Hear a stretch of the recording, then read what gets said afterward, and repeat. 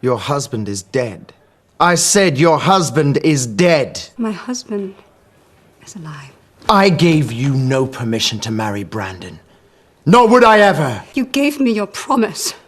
I was free to choose. I made no promise. You are mistaken. How dare you look at me? I am your lord and master, not your brother!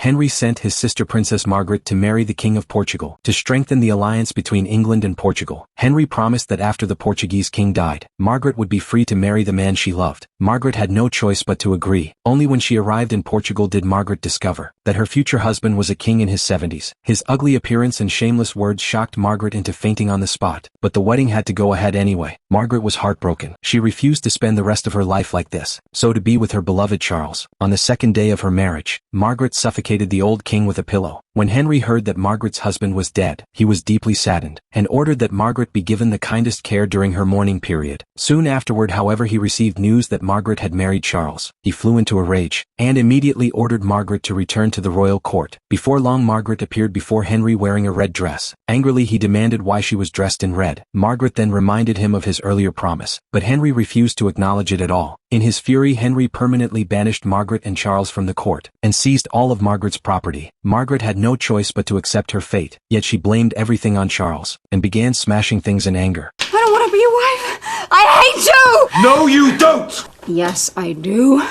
If it weren't for you, I would still be the Queen of Portugal.